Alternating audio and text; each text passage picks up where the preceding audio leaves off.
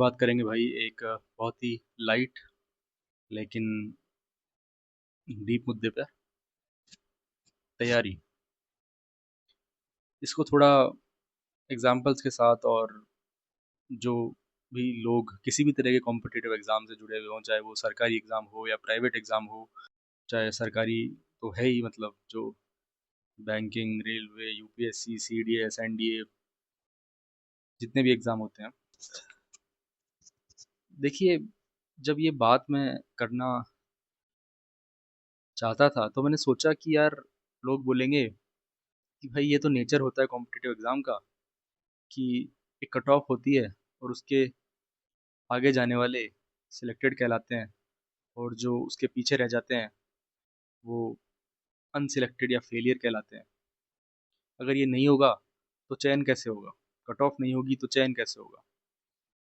मतलब आज हम समझते हैं कि किस तरह से ये अलग अलग तरीके से इंटरप्रेट किया जाता है समाज में। वैसे ज़्यादा फर्क आपको नहीं पड़ना चाहिए अ, लोग क्या कहेंगे उसको लेके, लेकिन थोड़ा बहुत तो पड़ता ही है सबको।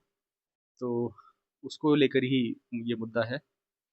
जैसे पहला एग्जांपल मैं लेता हूँ एक बिजनेसमैन का। एक बिजनेसमैन जब टारगेट लेता है कि मैं इस साल 2 करोड़ का बिजनेस करूंगा। अब उसने 2 करोड़ का बिजनेस करने का टारगेट लिया, और वो गलती से या किसी वजह से, मेहनत उसने खूब करी, अपने प्रोडक्ट की मार्केटिंग करी, लोगों से मिला, उसको बेटर किया प्रोडक्ट को। जो भी है उसका प्रोडक्ट, कुछ बेचने का है, कुछ बनाने का है, कुछ सर्विस बेस्ड है, खूब कोशिश करी, लेकिन वो 2 करोड़ नहीं छू पाया। वो 1.5 करोड़ रुपए ही कमा पाया। अब 1,50,00,000 रुपए जब वो कमा पाया तो साल के एंड में उसने ये देखा कि यार, मैं तो जो सोचा था वो नहीं हो पाया, 50 लाख कम रह गए, 1.5 करोड़ ही हो पाए। तो अब उसको दुनिया कैसे देखती है, या वो खुद को कैसे देखता है? वो देखता है यार, 1.5 करोड़ तो आए, 50 लाख कम रह गए, 1.5 करोड़ तो मेरे पास है ना, कुछ तो आया। 75% जो है टारगेट तो अचीव कर लिया मैंने। अगले साल और मेहनत करूंगा, अगले साल 2 क्रॉस करेंगे, ढाई करेंगे की कोशिश करेंगे। ठीक है।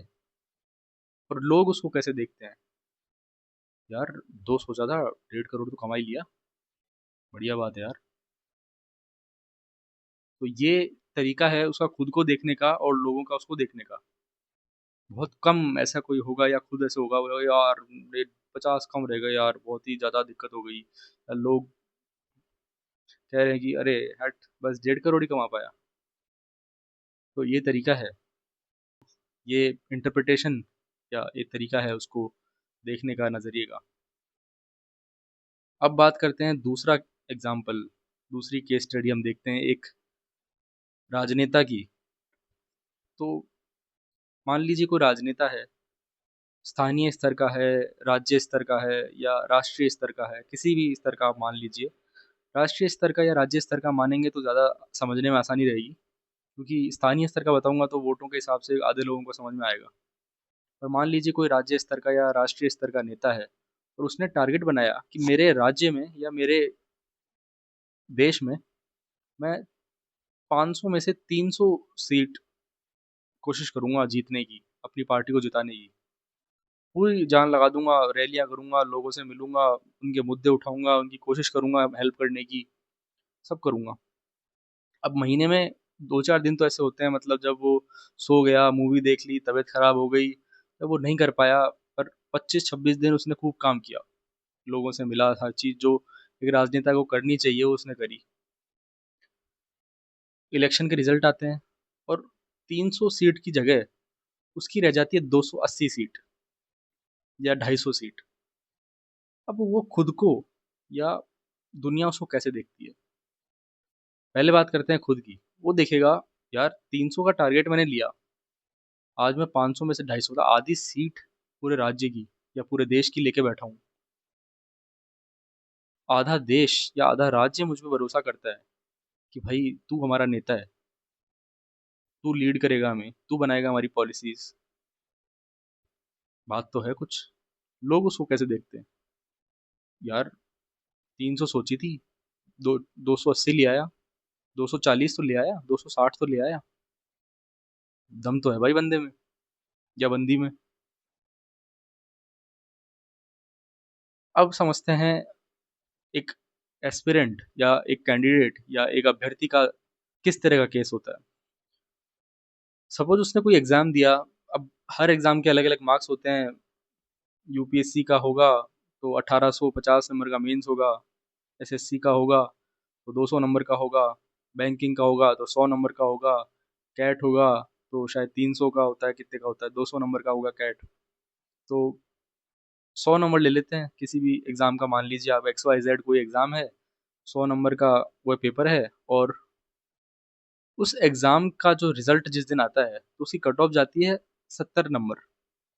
70 नंबर जिसके आ रहे हैं उसको उस एग्जाम में सिलेक्टेड या पास्ड या रिकमेंडेड घोषित कर दिया जाता है कि ये सिलेक्टेड है, ये पास्ड है।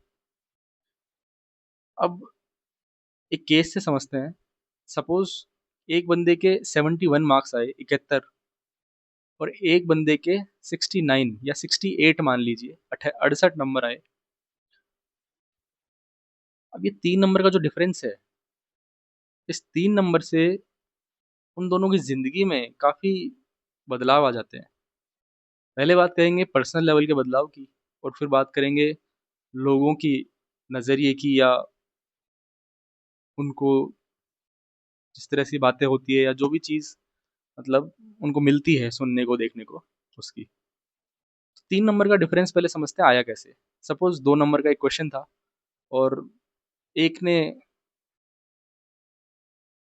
35 क्वेश्चन करे या 36 क्वेश्चन करे, उसके 71 72 मार्क्स आ गए।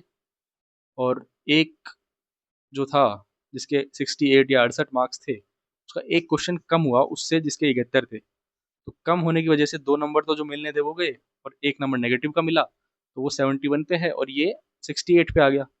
एक क्वेश्चन का फर्क है। एक ने 36 क्वेश्चन कर दिए सही, एक ने 35 ही कर पाया। ये एक 34 ही कर पाया और एक ने 35 कर दिए।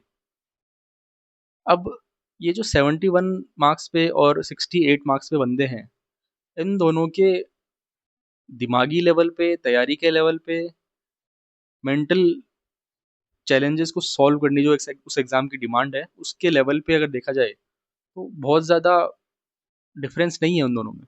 बस ये है कि उसका एक क्वेश्चन गलत हो गया और उसका एक क्वेश्चन सही हो गया, तो वो 70 के उस पार है और इसका ये 68 नंबर पे है। अब वो किस तरह से देखता है? जिसके 71 मार्क्स है उसको उस एग्जाम में क्वालिफाइड घोषित कर दिया जाता है, और उसके थ्रू जो भी मिलता हो, कुछ कॉलेज मिलता है या कोई नौकरी मिलती है या कोई सब्सिडी मिलती है या कोई सर्टिफिकेट मिलता है, उसके बेसिस पे जो भी उसके रिजल्ट हैं, जैसे मान लीजिए कोई नौकरी मिलती है तो उसकी तनख्वाह होती है 70,000 रुपये महीना। तो उसको हर महीने अब 70,000 रुपये दे दिए जाएंगे।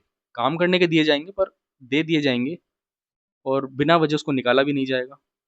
वो एक तरह से जिंदगी भर की उसको महीने भर का एक वो हो गया है फिक्स। वही टाइम टू टाइम तेरे इंक्रीमेंट होते रहेंगे और ये तेरा फिक्स है, अब तेरा घर चलेगा इसके थ्रू। तू निश्चिंत रहे, बस काम कर ईमानदारी से और सैलरी तुझे मिलती रहेगी। और दूसरी तरफ एक बंदा है जिसने एक क्वेश्चन कम किया था। वो बैठा है ऐसी जगह पे जहाँ पे एक और बंदा बैठा है। अभी तीसरा बंदा कौन है? ये तीसरा बंदा है जिसके उसी एग्जाम में 2 नंबर आए थे। उसने भी एग्जाम दिया था। वो गया और सो गया जाके। उठा, देखा कुछ तो करूं, 2 3 क्वेश्चन टिक लगा दिए।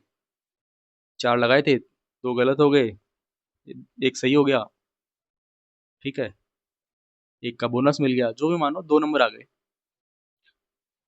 अब ये 2 नंबर वाला और जो 68 नंबर वाला है, उन दोनों की जिंदगी में कोई फर्क आपको लगता है क्या होगा?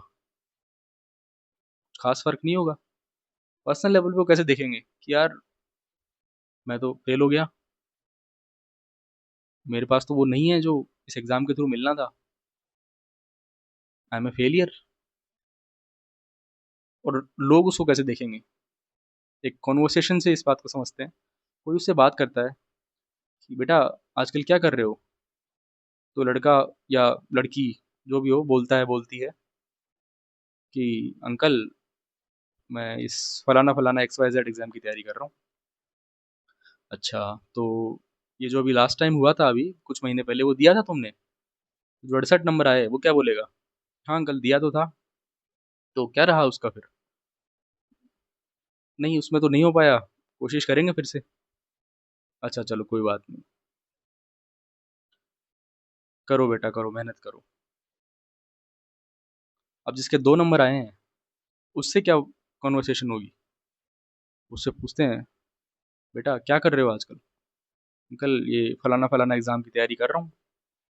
अच्छा, तो ये जो अभी कुछ महीने पहले एग्ज़ाम हुआ था वो दिया था? वो क्या बोलेगा?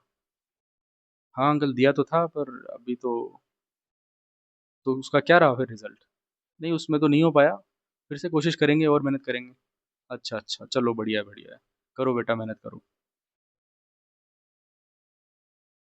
तो खुद की पर्सनल परसेप्शन हो या लोगों की परसेप्शन हो, सभी में वो दोनों एक लेवल पे हैं।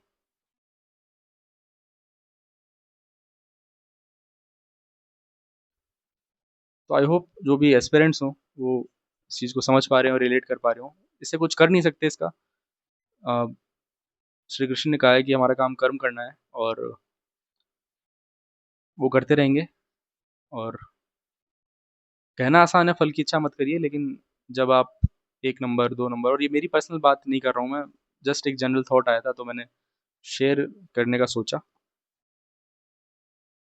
तो कैसा लगता है वो जस्ट पीछे बैठ के उस लाइन के compare to other professions, other spheres of life जहाँ पे उन लोगों को कैसा लगता है थोड़ा अपने टारगेट से पीछे रह के और एक एस्पिरेंट को कैसा लगता है अपने टारगेट से पीछे रह के। बस यही चीज़ शेयर करने का मन था। Thank you.